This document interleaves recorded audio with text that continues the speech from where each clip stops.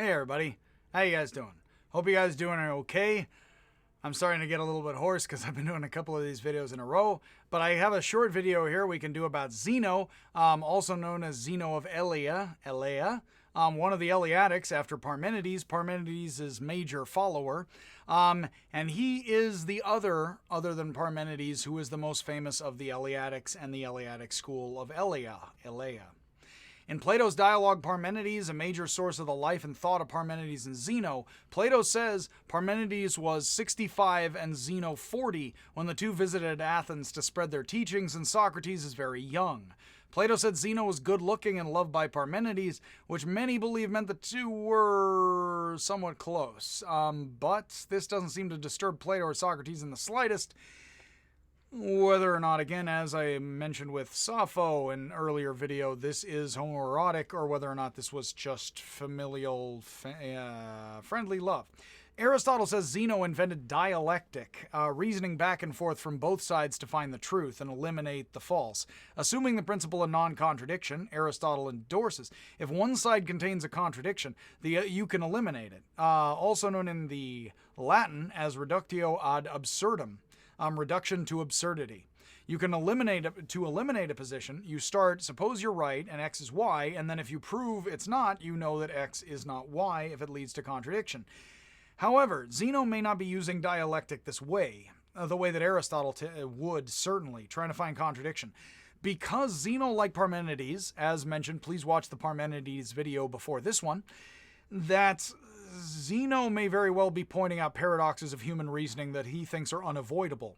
Zeno may very well be showing us that we cannot help but get into contradictions thinking about motion, which may, as was mentioned with Parmenides, mean that motion is impossible or that motion is real, but reason is contradictory and human reasoning does not get us anywhere. So let's examine the contradictions and the paradoxes of Zeno. Diogenes Laertius said that Zeno was very skilled at arguing all sides, and that he was imprisoned and killed by King Demilus of Elea, possibly for arguing against his position and contradicting everything the king says, which seems his style. Plutarch, the Roman historian, wrote that Zeno tried to kill Demilus, and when he failed and was captured, that Zeno had the strength and fortitude to bite off his own tongue and then spit it in Demilus's face, which if you bite off your own tongue, you technically can bleed to death. Again, people have threatened to do that before. Don't do that to yourself. And yeah, if you are effectively imprisoned by a monarch who's going to kill you, I guess Zeno tried to beat him to the punch with a little bit of the spit. While none of Zeno's writings have survived, he's famous for his paradoxes, discussed by Aristotle and many others. Lewis Carroll, who's a favorite of mine, discusses Zeno's paradoxes as a decent bit. There were supposedly 40 arguments, 40 contradictions, 40 paradoxes. Only 9 survive, and some are alternate versions of the same arguments that are only slightly different. We'll be covering those very briefly because of the alternate versions, and we're just going to stick to those. Some have thought the paradoxes show reality's paradoxical. Again, it does seem he certainly wants to show human reasoning can't help but run up against a contradiction or paradox, whether or not the paradox is in reality or is in human reasoning. So Xenophanes said, "No one will know the truth of things about which he speaks, the one in the supreme order reality, which is also unmoving one, but many that move, the ye old problem of the one and the many," which you can find in Greek philosophy as well as Indian and Chinese thought. If there is one static thing, how does it then have many moving parts, or does it create many moving things? So Zeno may be trying to eliminate one side of a dialectic, or not, or show both sides are true. Mathematicians have supplied further concepts to make sense of these, but there's still no general agreement amongst mathematicians. They haven't done enough math on these that then worked out what Zeno's intentions are, nor possibly can we, because working out the math on one side or both and showing it's a contradiction wouldn't show you what Zeno itself thinks about contradiction, even if you think that paradox and contradiction are impossible. As Hume says, this is kind of like a knight saying, "I want to kill all dragons," but by the way, there are no dragons. Hume says, people say paradoxes and contradictions are impossible, but then they say they're going to defeat them all. which is odd because, of course, that means they're going to seek out something that doesn't exist to defeat it. I suppose that's an endless task, of sorts. But for Zeno, there's Parmenides, possibly there is no motion in such an endless task, no progress. So for his paradox of non-being, Zeno argues that if being is many and not one, here you have an almost explicit version of the problem of the one and the many, which is not a Greek phrase to my understanding, but is very much as we would call this problem in them. If being is many and not one, then being contains non-being. It would have to have splits in it. If a loaf of bread is sliced, since best thing since sliced bread, then the loaf of bread contains cuts in it and non-being, spaces, right, that you could slide a knife through. And what is alike is not alike, which is impossible, as the similar cannot be different and the different cannot be similar. So essentially, if being contains non-being, then like contains unlike, like is not like, and this is contradictory and impossible. This is very much a rephrasing of Parmenides, and it's very antithetical to Heraclitus unless it's agreeing with him as a joke, but daring us not to. If being is absolute, not relative, then non-being cannot exist at all, in any form or to any degree. Thus the paradox, non-being seems quite real, but actually can't be, and thus can't be perceivable. For his paradox of place, Zeno argued if a thing has a place, then a thing's place has a place, and this place has a place ad infinitum, which is Latin itself. This would be true of Anaxagoras' infinite cosmos, unlike Hesiod's cosmos, in which it takes an anvil 9 days to fall from the height of the heavens to the earth.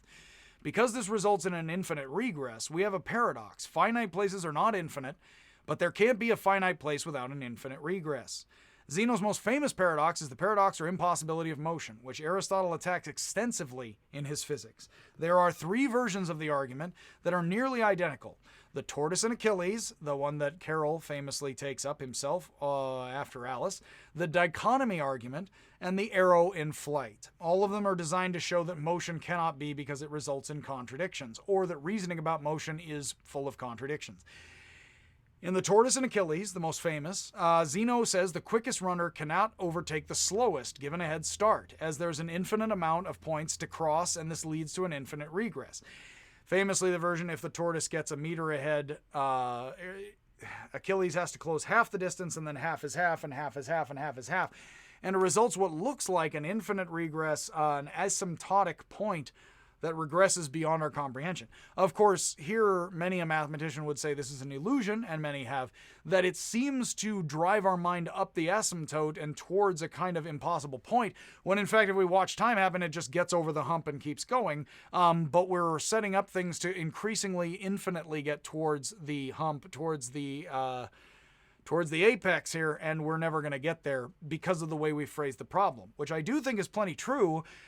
But that's technically, of course, Zeno seems to be sort of aware. I think he's sort of aware of that and yet is talking past it possibly. Although I'm not going to say I know that for certain, but given the way he's talking about these things, he seems to know that's, and then when mathematicians say that, they may not be addressing Zeno's underlying point, of course, because in a weird way, how could we make that mistake then? Mathematicians like, oh, you're thinking about it wrong. It's like, yes, but why that wrong? Why would that arise like that? Of course, is what Zeno's certainly pointing to, along with whatever else. The dichotomy argument is similar, but you simply have them, the mover cross half the distance, then cross half, and then again until the destination is released. The arrow in flight is identical to this. You shoot an arrow at a target, it has to cross and cross and cross half and half and half and half and half into an infinite regress, or such regret. No regrets, because it never hits the target. So yes, target is not upset. The Neoplatonists were concerned with the infinite, the finite, and the problems of the two involved with each other. Nicholas of Cusa, who has a lot of interesting things to say about things like this, a German Neoplatonist, I believe, who was living sometime in the, I want to say 1400s, although I don't have that right here. He may have been slightly later than that. He uses the example of a mustard seed, which of course is a parable of Jesus. But Nicholas of Cusa takes it another step and says, all right, let's imagine you have infinite sun and light and water. How many mustard seeds does that lead to? Well, the answer, you and I know, is an infinite amount of mustard seeds. One seed leads to many, leads to many, leads to many. How much do we get if we put it on an infinite treadmill? Well, you would get an infinite amount of mustard seeds, right? Nicholas Cusa actually argues, and Hegel picks up this argument, if you can look at a circle and know it goes forever one way or goes the other way, how do you know that? Some part of your mind, the Christian Neoplatonist Cusa argues, must be immortal for you to look at a circle or think about a mustard seed and then realize it just keeps going and going. I do not know if any part of our soul or self or consciousness is immortal. However, I will say I have never heard a psychologist answer adequately, and perhaps, again, of course, we need many more studies on the brain, body, and life. However, somehow children, Piaget would be best about this. Children don't know how long around a circle goes. They just get confused. But at some point around 5, 6, 7, kids learn to be like, oh, that just goes forever. When do we learn to give up, kind of? And when does giving up this way become objective truth? Like, why would it be? There was an old science fiction story I remember, I think it's a classic from back in the day, where basically robots have infiltrated humanity, so asking them what rhymes with orange is the way that they seek them out and make smoke come out of their ears. And that they ask them questions like this and they can figure out who an imposter is. It's a good story. I forget the name of the story. If anybody wants to supply it in the comments, I'd love that. You're always welcome to comment on these videos as well, with tasteful, nice things about humanity. Yes, and Zeno and Greek people, etc. But essentially, something like that. How do we know nothing rhymes with orange, or that like circles go around forever? Like, why do we know that and a robot wouldn't? It would sit there like iRobot and spin around the lava pool forever, like because of the rules it was given. Well, probably because we don't learn circles through rules, but what does that mean? Again, lots of great things here. Certainly interesting to think about.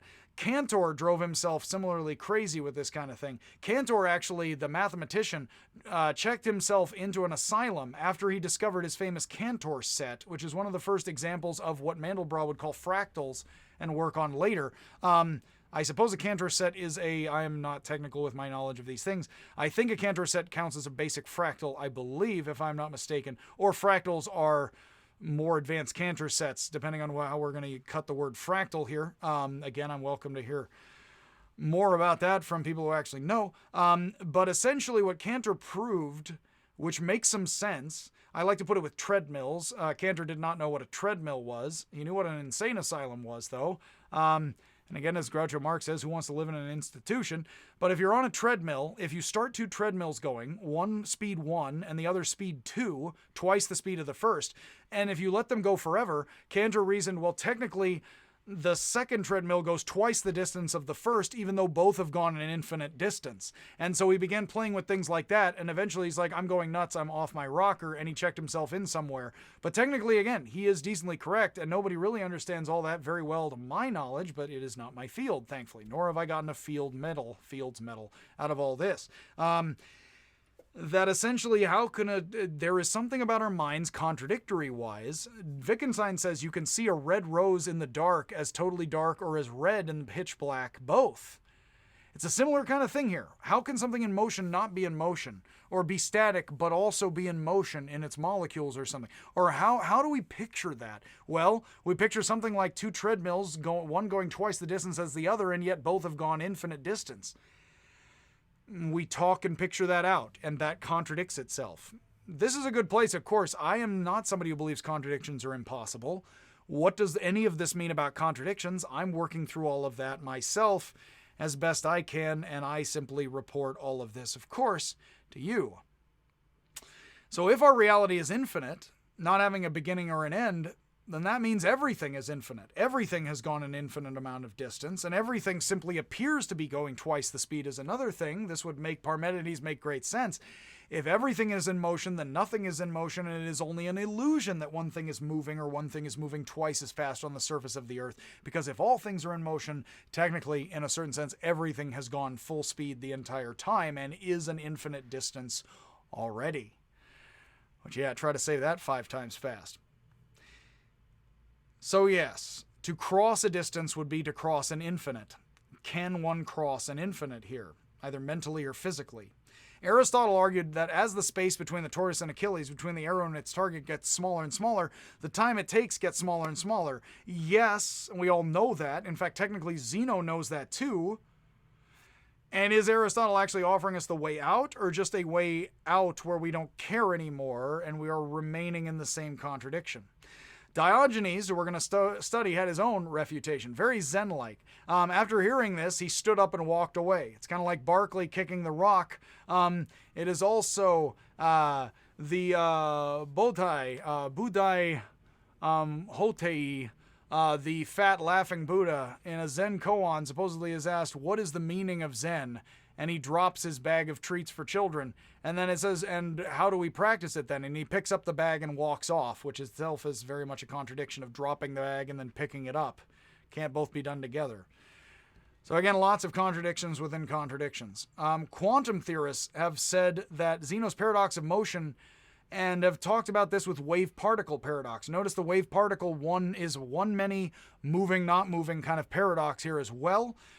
I would suggest that if there are different practices of looking at particles and waves, that already would change. The different circuits of going through the thing would, if there were 3 different ways of looking at it, there might not just be particles and waves, there may be particle, waves, and Zerbalat. But if there are opposed opposite ways of measuring things, then there may be 2 opposite forms of things in how we know this or that. Could be. Again, I invite anybody to think through these thoughts, try to think them up better than this, because well, yes, these are issues that obviously have something to do with human reason and logic itself, which I consider human and very vastly pre-literate. So, yes, Mandelbrot could see this stuff. Mandelbrot was a guy who worked for IBM right as computers had screens, and as computers had screens, not even colors in them yet, well, 2 colors, green and black, and then white and black, is that he could see things like the Mandelbrot set being these sorts of physical forms in a way that nobody had ever seen fractals and Cantor sets entirely until they were able to generate them with computers. Please look at the scrolling, if you can see the zooming in Mandelbrot set at some point, see worlds within worlds of order and chaos. Please do that at a time. There are videos online, some better, some worse at that. Lewis Carroll, of course, was fascinated by Zeno's Achillean tortoise. He created a whole dialogue about all of that. And speaking of Zeno, the tortoise always outsmarts Achilles, leading him into paradoxes and infinite regresses. Funny enough, Lewis Carroll, probably knowing the Greeks very well, like I always quote Pericles, we're book learning, but we haven't lost our manliness. Carroll has Achilles mocked as kind of a dumb jock who is not as smart as the tortoise, who is brainy, and Achilles is like, I can run, which of course is probably the joke here, is that Lewis Carroll is thinking of kind of athletes and other folks as a collegiate, etc., and he is thinking of, well, those are sort of the, Achilles is the brawny guy. He's not so much the brains as much as the tortoise, though, which I'm sure Carroll took great pleasure in. In Hofstadter's famous book, Gödel, Escher, Bach, which was very popular when I was in college,